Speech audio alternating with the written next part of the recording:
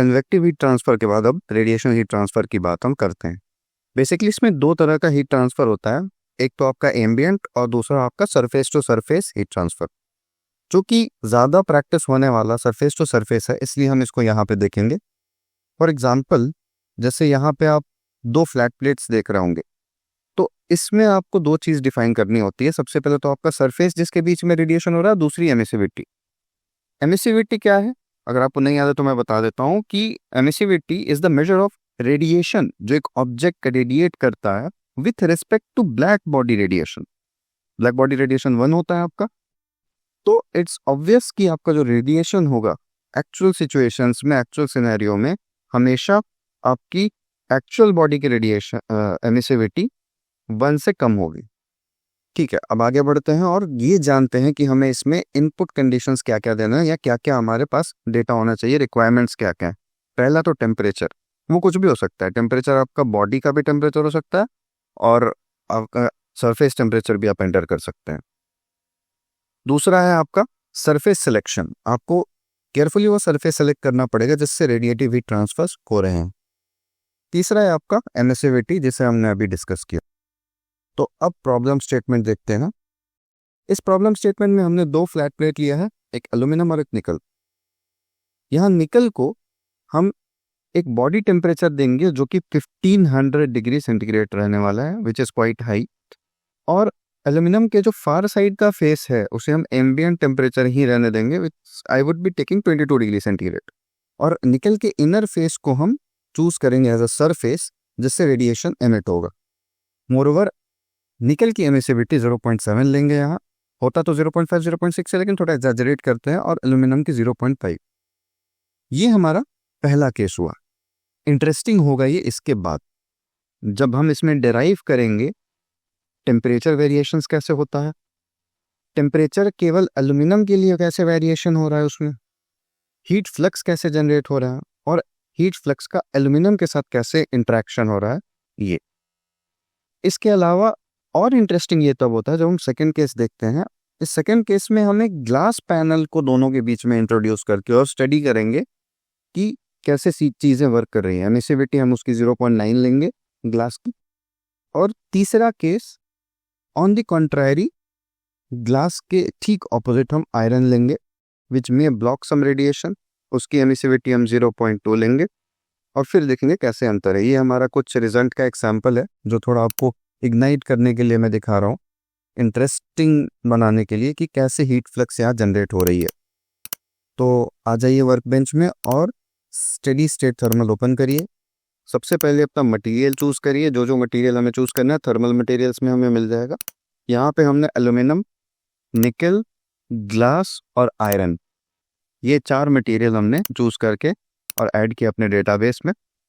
इसके बाद आप आ जाइए वापस वर्क बेंच में और ओपन कर लीजिए अपनी ज्योमेट्री। ज्योमेट्री में आप ये तीनों प्लेट्स अपनी देख लीजिए और मेजरमेंट ले लीजिए। जैसे यहाँ मैंने 100 mm बाई 100 mm का लिया है और 10 mm थिकनेस है, और प्लेट्स के बीच की डिस्टेंस 40 mm है। और यहाँ जो निकल का आपका जो ब्लॉक है वो 50 mm का है। थिकनेस सबकी सेम हो, डिस्टेंस सबके बीच की सेम है। तो अब ज्योमेट्री अपडेट करके हम आ जाते हैं सबसे इंपॉर्टेंट पार्ट यानी कि मॉडल में।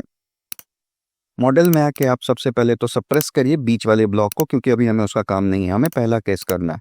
इसके बाद आप एल्यूमिनियम में जाइए, एल्यूमिनियम में मटेरियल को असाइन करिए एल्यूमिनियम, निकल को जाइए और निकल को निकल असाइन करिए। इसके बाद आप मेश पे आ जाइए।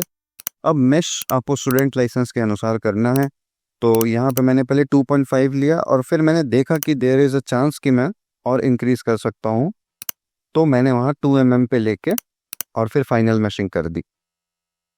तो इसके बाद हमें अब आ जाना है स्टेडी स्टेट थर्मल पे, राइट क्लिक करना है और सबसे पहले टेम्परेचर असाइन करना है।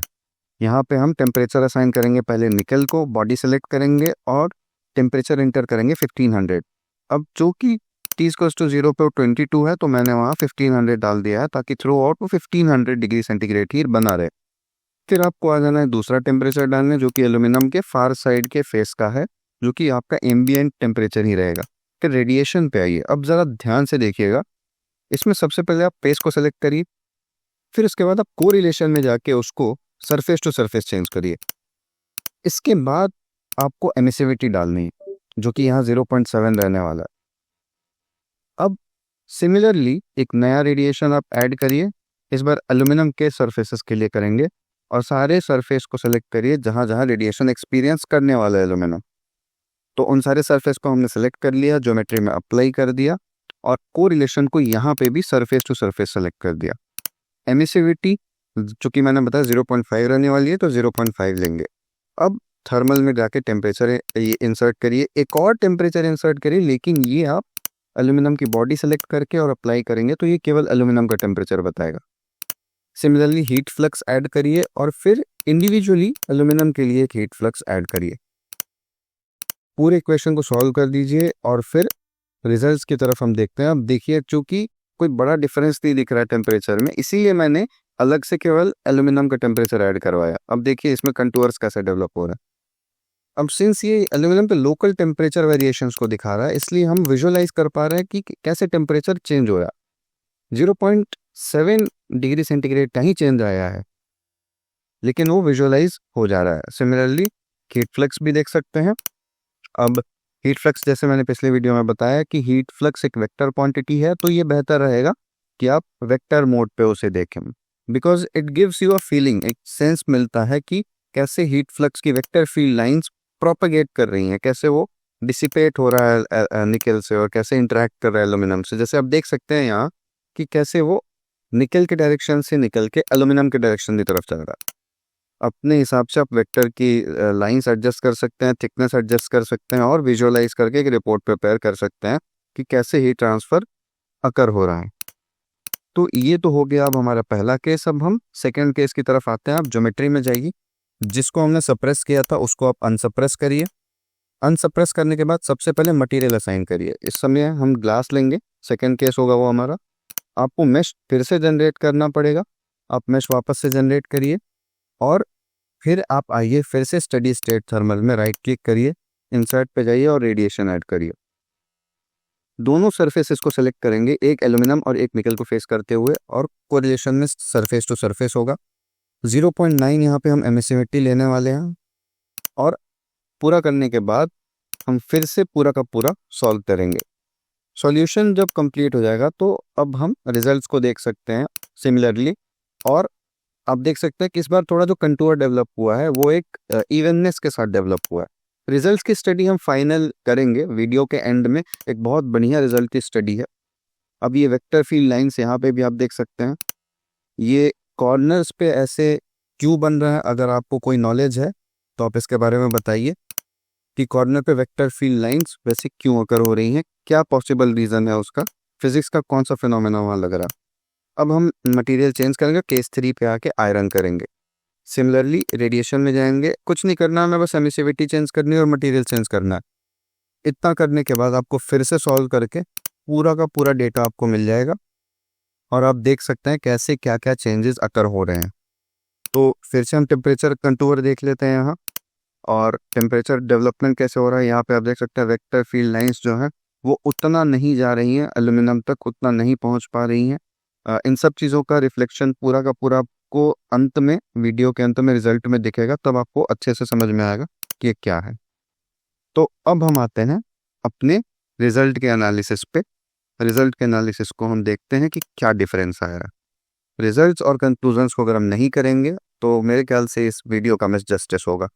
तो अब देख सकते हैं यहाँ मैंने तीनों केस का स्क्रीनशॉट लिया है। टेम्परेचर कैसे वेरी कर रहा है तीनों केस में आप देखिए। उससे बड़ी बात हीट फ्लक्स कितना ज़्यादा डिफर कर रही है आप ये देखिए। पहले केस में जो आपकी हीट फ्लक्स है, मैक्सिमम हीट फ्लक्स, वो आपकी 0.0196 के अबाउट है और maximum temperature 22.724 degree centigrade. Similarly second case में जो आपकी मैक्सिमम हीट फ्लक्स है वो 0.0079 और मैक्सिमम टेम्परेचर 22.322। सिमिलरली जो थर्ड केस है उसमें मैक्सिमम हीट फ्लक्स 0.00235 और मैक्सिमम टेम्परेचर 22.097। तो इसमें हमें एक ट्रेंड दिख रहा है कि हमें हमारी टोटल जो हीट फ्लक्स है वो घट रही है और टेम्परेचर भी घट रहा है, क्योंकि बीच में ऑब्स्ट्रक्शन आ रहा है। कंटूर्स जो है उसमें भी ये चीज़ थोड़ी थोड़ी विजिबल हो रही है, आप देख सकते हैं। अब जो कि टेम्परेचर उतना डिफर नहीं कर रहा, टेम्परेचर डिफरेंस कम है, इसीलिए वो टेम्परेचर में नहीं दिख रहा, लेकिन हीट फ्लक्स में I think it is clearly visible, sharp decrement है यहाँ पे। तो ये था रेडिएशन हीट ट्रांसफर, और थैंक यू सो मच।